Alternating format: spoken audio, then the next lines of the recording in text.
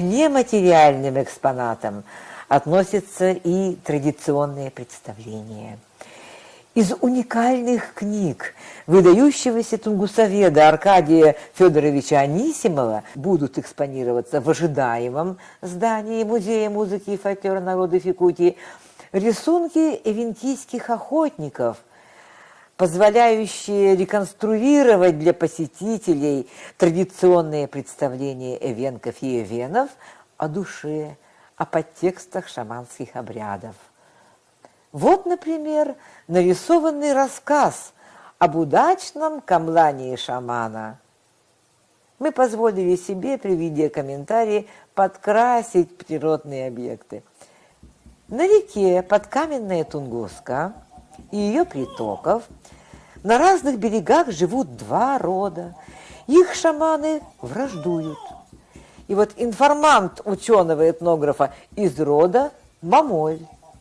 Вот их родовая территория, которую охраняет небольшая возвышенность с родовыми священными деревьями.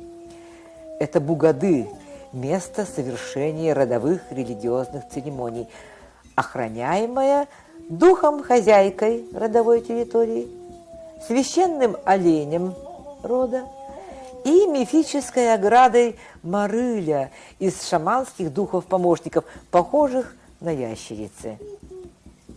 Такая же структура организации территории и у их соседей, рода Нюрумналь. Вы видите такое же Бугады, священную рощу, аналогичных духов-сторожей, охранителей, а также белого оленя Севека. Охотники из рода Мамоль рассказывают о том, что однажды заболел их сородич. Вот чум заболевшего, его жена, и он пригласил шамана, и тот в отдельном чуме совершил с помощниками и с присутствующими членами семьи заказчика камлания и выяснил следующее. Оказывается, шаман рода Нюрумналь со своими помощниками провел обряд, направленный против соседей Мамолей, и послал духа источника болезни на их территорию. Вот показан путь этого духа болезни, который незаметно пробрался через изгородь, мифическую Марыля, своего рода Нюрумналь, и проник на территорию Мамолей. И, превратившись в жука-древоточца, проник внутрь тела заказчика камлания.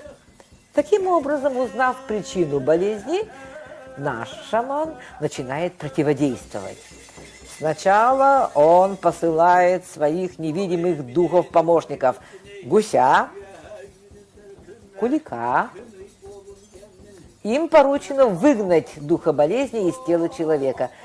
И они справляются с поручением. Вы видите путь бегства духа болезни, вышедшего из больного.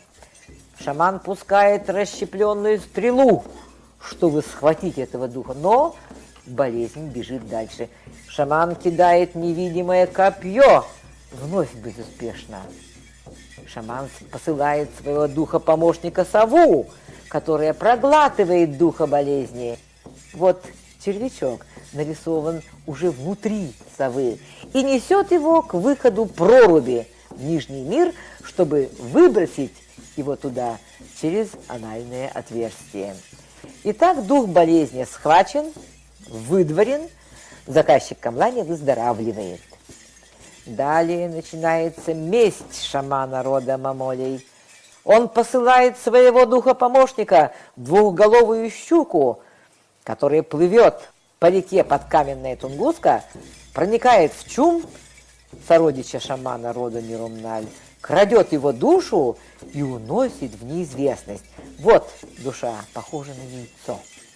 Пусть теперь враждебно настроенный шаман попытается найти эту душу, пусть поработает. А шаман Мамолей, проанализировав ситуацию, как же дух болезни проник на территорию его рода, он находит незащищенное место и завершает камлание обрядом укрепления магической защиты своей территории. Чум заболевшего сородича находится оказывается, вне пределов священной рощи Бугады и ограды Марыля из духов сторожей родовой территории. Поэтому наш шаман ставит новую Марыля, изгородь из срубленных 7 и 5 лиственниц. Как якуты втыкают, чечишь, свежесрубленные березки вокруг места религиозных церемоний Тюгельге. Береза – это ведь светлое дерево, которого боятся абагы. Так и в эвенкийской культуре тем же свойством ежегодного умирания, опадания листьев осенью и чудом возрождения листвы весной обладает, как и береза, лиственница. Вот вы видите, что шаман поставил рукотворную магическую изгородь Бугады и провел обряд очищения Чичипкана. Вот это антропоморфное сооружение, украшенное шкурками зверей, фигура прародительницы рода Мамоль. Вы знаете, у эвенов и эвенков существовало немало схожих мифов и сказок о происхождении из смолистого дупла лиственницы, как первой девочки эвенской, вот прародительницы человечества, так и первой важенки. По сей день тунгусы очищаются, проходя между кострами и протискиваясь между ног Чичипкана, как бы рождаясь заново, принеся в жертву своим верховным божествам жертвенного оленя определенной масти. Вот висит эта шкура. Таким образом, незащищенное место закрывается. Так завершается удачное камлание шамана, рисунчато рассказанного эвенкийским охотникам, ученому-этнографу Аркадию Федоровичу Анисимову. Большим достижением музея является окончание первого в республике кукольного мультфильма по эвенкийскому эпосу Нимнакано «Хуругачон. Птичий сын». Когда земля размером с коврик, сделанный из шкурки с головы дикого оленя, была, на самой середине средней земли жила-поживала одинокая старушка Нюнгурмок. Кто это недвижимо парит надо мною? Видит она меня. Ой, видит! Что за чудо этот птичий ребенок? Как отяжелел! Спи, мой дорогой сыночек.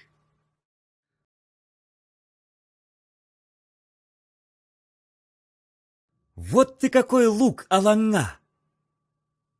Попробую пострелять. А куда? А вон дерево с дуплом. Молодец, Хуругачон!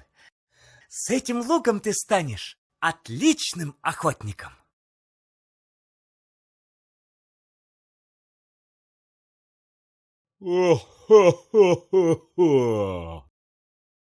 Сначала я обжарю зайца, а потом тебя. О, твоя одежда нагревается от огня. Дай-ка я обжарю зайца. Развяжи мне одну руку. А ты не убежишь? Так вторая рука же будет завязана.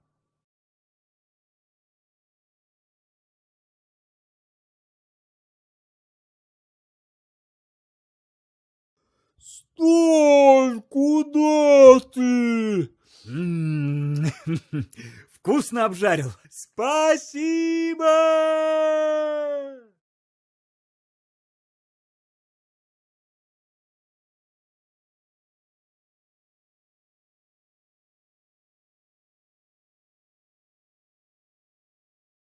А к чему только играть? Чего богатырям бояться? Давай пустим стрелы друг в друга.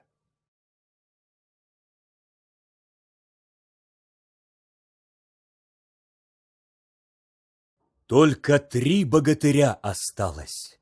Авахи с Нижнего мира всех одолел. Брось в меня железный шар! Принимай мой вызов! Deve deve devey deyam. Deve deve devey deyam. Devek seçi devey deyam. Devek seçi devey deyam. Devey dege deven kitkar. Devey dege deven kitkar. Evi dege deven kitkar. Evi dege deven kitkar. Deve deve devey deyam. Deve deve devey deyam. Bilir git git ikendegi. Bilir git git